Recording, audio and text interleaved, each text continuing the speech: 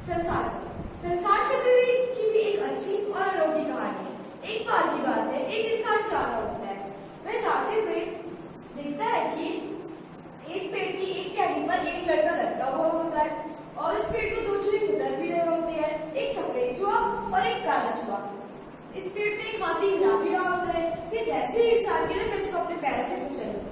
और इस पेड़ के इस इंसान का चार मगरमच्छ वेट भी कर रहे होते हैं कि जैसे ही इंसान गिरे मैं इसको अपना भोजन बना लूं। अब इस इंसान के पास कोई भी ऑप्शन नहीं रह जाता है, पर उसके कोई अच्छे कर्म की वजह से इसको बचाने के लिए देव आ जाते हैं। देव विमान पर आके बोलते हैं, ये मनुष्य तुमने कोई अच्छी कर्म क्यों देखी है, इसलिए हम तुम्हें बचाने आए हैं। मुझे अपना हाथ दो, मेरे विमान पर चढ़ जाओ। ये मनुष्य बोलता है, रुको तुम भी, पहले मुझे 2 फुट सेहत की तो चकले ले दो, फिर मैं तुम्हारे साथ विमान पर बैठूंगा। यह बात सुनकर विमान के देव चले जाते हैं और ये चारों मगरमच्छ का भोजन बन जाता है। और सब सोचते हैं, ये कैसा लोभी मनुष्य है, कैसा माली मनुष्य है, हम इसकी हेल्प करने आए और इसने हमारी हेल्प को ठुकरा दिया। हमने इसमें गोल्डन अपॉर्चुनिटी दी, बस इसने हमारी गोल्डन अपॉर्चुनिटी को एक्सेप्ट ही नहीं किया। यही तो है हमारा संसार चक्र। हमें कभी ना कभी अवसर मिलता है कुछ अच्छा करने का और हम उस अवसर को खो देते हैं और फिर हम नरक गति में ही निवास कर बैठते हैं।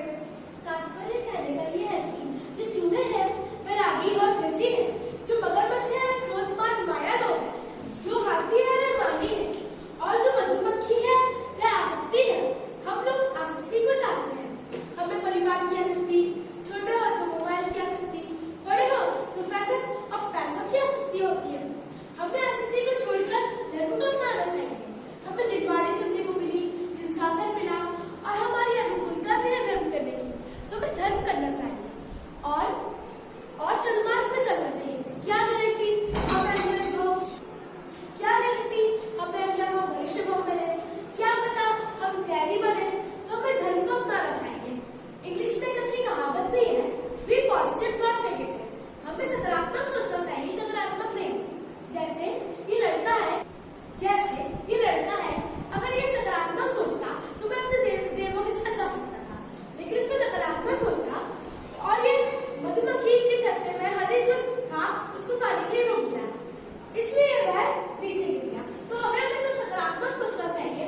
और दशरथ मार्ग के मौके पर मैं आपसे यही कहूंगी कि आप जैन धर्म को अपनाइए और सन्मार्ग की टिकट जल्दी से जल्दी बुक कर लीजिए। जय जय श्री। जय श्री। मैं आपका तहे दिल से स्वागत करती हूँ विस्मिता शिशु ज्ञान एग्जीबिशन में। आज हम आप सभी के लिए लेकर आए हैं संसारी जीव। जीव 2 प्रकार के होते हैं, त्रस्त और स्थावर। पहले हम आपको स्थावर जीव दिखाते हैं। उसके 5 प्रकार होते हैं। पहला पृथ्वी कायक। पृथ्वी कायक में आते हैं पत्थर, सोना, चांदी, सूर्य, चंद्रमा इत्यादि। फिर आता है अग्नि कायक। अग्नि कायक में आएगा बल्ब, लावा, आग इत्यादि। फिर आता है वनस्पति कायक। वनस्पति कायक के 2 प्रकार होते हैं, साधारण और प्रत्येक। जो प्रत्येक होता है उसमें आते हैं आलू, प्याज, मूली, शलगम इत्यादि, और जो साधारण होता है उसमें आते हैं फल, फूल, पेड़ इत्यादि। फिर आता है जल कायक। जल कायक में आते हैं पानी, नदियां, झरने, सागर इत्यादि। फिर आता है वायु कायक। वायु कायक में आती है सिर्फ हवा। ये हो गया हमारे 1 इंद्रिय। अब आता है 2 इंद्रिय मतलब संख और केचुआ। अब आता है 3 इंद्रिय मतलब घुन, बिच्छू, लेडी बर्ड, चींटी, चीता। अब आता है 4 इंद्रिय। अब आता है पंचेंद्रिय त्रियंच। उसके 3 प्रकार होते हैं। पहला जलचर। जलचर में वह जीव आते हैं जो जल में रहते हैं, जैसे कछुआ, मेढक, मछली, सांप इत्यादि। फिर आता है थलचर। थलचर में वह जीव आते हैं जो जमीन में चलते हैं, जैसे गाय, भैंस, घोड़ा, भालू इत्यादि। फिर आता है नभचर। नभचर में वह जीव आते हैं जो आसमान में उड़ते हैं, जैसे मोर, तोता, कौवा, मैना, बुलबुल इत्यादि। ये है मेरे पंचेंद्रिय। जय जिनेंद्र। आप सभी को मेरा सैलर जयंती विस्मिता शिशु ज्ञान एग्जीबिशन में आप सभी को स्वागत है। आज का टॉपिक है नरक। ये देखिए नरक। नरक पर देखिए कैसे जीवों को चला जा रहा है। ये देखिए नरकी पेड़।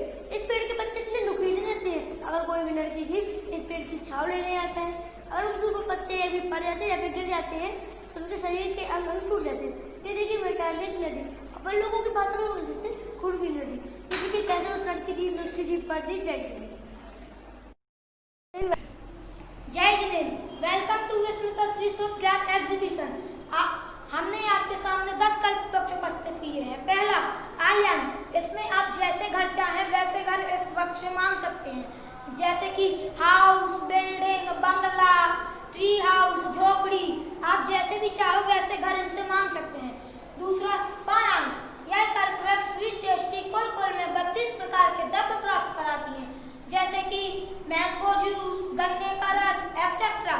इसके बाद बादनाम, यह कल्पवृक्ष सोने, चांदी, रत्नों से निर्मित बर्तन देते हैं, जैसे कि चम्मच, ग्लास, थाली एक्सेट्रा। इसके बाद माला, इसमें आप जैसी मालाएं चाहे वैसी मालाएं इस वृक्ष से मांग सकते हैं, जैसे कि सोने की, चांदी की, हीरे की, मोती की, आप जैसी मालाएं चाहे वैसी मालाएं इस वृक्ष से मांग सकते हैं। इसके बाद पूछनांग, यह कल्पवृक्ष हार, जंजीर, कुंडल आदि अनेक प्रकार के आभूषणों को प्राप्त कराती हैं। इसके बाद भोजनांग, वो पहले से तीसरे काल के बीच में खेती नहीं होती थी, हमें सब कुछ वृक्ष ही देते थे। पहले से तीसरे काल के बीच में भोग भूमि काल चलता था, भोग भूमि में हमें कोई भी कर्म नहीं करना पड़ता था, इसलिए हम वृक्ष के सामने जाके बोलते थे कि आप हमें सेफल दो, तो वह हमें सेफल देते थे। बोलते थे कि आप हमें आम दो, तो वह हमें आम देते थे।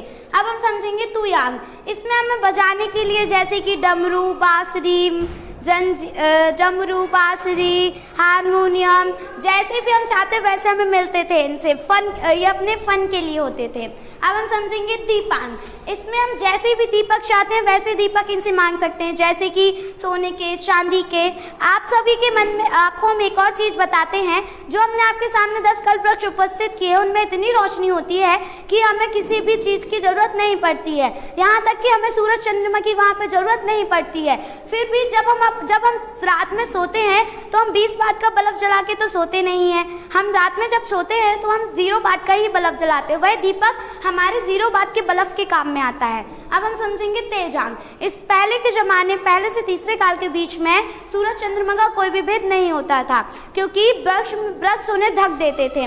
लेकिन हम सूरज हमें गर्माहट देता है और बहुत तेज रोशनी देता है, लेकिन चंद्रमा हमें उससे कम रोशनी देता है। अब हम समझेंगे वस्त्रांग, हमारे मन को अच्छे लगने वाले वस्त्र, जैसे कि पजामा कुर्ता, साड़ी, टॉप, हैरम, कुर्ती, लेगी, जो भी हम इनसे मांगते वैसे हमें मिलते थे। आप सभी को कोई भी डाउट हो तो सुबह आप विस्मिता श्री शुद्ध ज्ञान एग्जीबिशन जरूर देखें। जय जैन। वेलकम टू विस्मिता श्री शुद्ध ज्ञान एग्जीबिशन। आज हम आपको बताएंगे कालचक्र। कालचक्र में 2 पार्ट होते हैं, पहला अवसर पीरियड, दूसरा उत्सव पीरियड। अवसर पीरियड में 6 भेद होते हैं और उत्सव पीरियड में भी 6 भेद होते हैं। अवसर पीरियड काल 10 कोराकोरी सागर तक का होता है और उत्सव पीरियड काल भी 10 कोराकोरी सागर तक का होता है। दोनों काल को मिलाकर 20 कोराकोरी सागर हो जाता है और फिर हम उन्हें कल्प काल के नाम से जाने लगते हैं। पहला सुकमा, दूसरा सुकमा, तीसरा सुकमा दुकमा, चौथा दुकमा सुकमा, पांचवा दुकमा और छठवां दुकमा दुकमा। अब हम समझेंगे उपसर पीरियड काल। पहला दुकमा दुकमा, दूसरा दुकमा, तीसरा सुकमा, चौथा सुकमा सुकमा, पांचवा सुकमा दुकमा और छठवां सुकमा सुकमा। अब हम समझेंगे सुकमा सुकमा, इसमें हमें सुख ही सुख होता है, दुख की कोई भी आपत्ति नहीं होती है। इसमें हमें सुख ही सुख होता है, दुख की कोई भी आपत्ति नहीं होती है। इसमें रहने वाले व्यक्ति का रंग स्वर्ण वर्ण का होता है, यानी सोने का कलर होता है। इसमें रहने वाले व्यक्ति की आयु 3 पल्ले की होती है। इसमें रहने वाले व्यक्ति की हाइट 6000 धनुष होती है। यह काल उत्तम भोग भूमि काल है। इस काल में हमें कोई भी कर्म नहीं करना पड़ता है। भोग भूमि में हमें कोई भी कर्म नहीं करना पड़ता है, लेकिन कर्म भूमि में हमें कर्म करना पड़ता है। पहले से तीसरे काल के बीच में कल्प वृक्ष रहते हैं। कल्प वृक्ष हमें सब कुछ दे देते हैं, तो हमें भोग भूमि में कोई भी कर्म नहीं करना पड़ता है। यह काल 4 कोराकोरी सागर तक का होता है। अब हम समझेंगे दूसरा काल, सुकमा काल। इसमें हमें पहले काल से कम सुख होता है दूसरे काल में। यह काल भी मध्यम भोग भूमि काल है। इसमें भी हमें कोई भी कर्म नहीं करना पड़ता है। इस काल के मनुष्य का रंग शंख के समान सफेद होता है। इस काल के मनुष्य की आयु 2 पल्ले की होती है। इस काल के मनुष्य इस काल के मनुष्य की हाइट 4000 धनुष होती है। यह काल 3 कोराकोरी सागर तक का होता है। हम इसमें 2 दिन में हार्डवे बराबर आहार लेते हैं। अब हम समझेंगे तीसरा काल, सुकमा दुकमा। इस काल में भोग भूमि होती है। भोग भूमि में हमें कोई भी कर्म नहीं करना पड़ता। इस काल के मनुष्य की आयु 1 पल की होती है। इस काल के मनुष्य का रंग नील वर्ण यानी नीले कलर का होता है। इस काल के मनुष्य का रंग ये काल 10,000 कोड़ी सागर तक का होता है। हम समझेंगे चौथा काल, दुखमा सुखमा। यह काल कर्म भूमि का काल होता है। इस काल के मनुष्य की आयु 1 कोटि पूर्व होती है। यह काल बड़ी सारा कोड़ी सागर तक का होता है। समझेंगे 5वां काल, दुखमा काल। अब हम समझेंगे 5वां काल, दुखमा काल। ये काल अभी अपने प्रेजेंट में चल रहा है। इस काल को कलयुग नाम से जाना जाता है।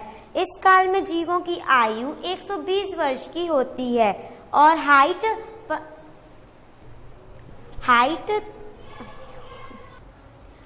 7 हाथ की होती है। यह काल 21,000 वर्ष तक का होता है।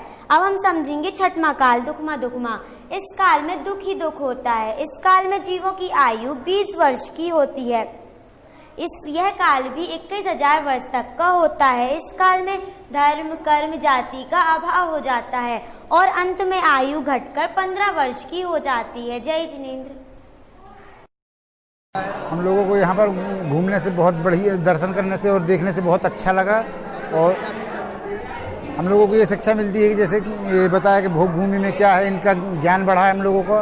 और प्लस यहाँ पर 12 भावनाओं के पूरे चिंतन बताया गया कि इस तरह से करने से ये होगा।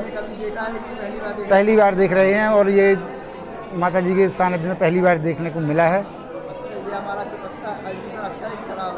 बहुत बढ़िया है।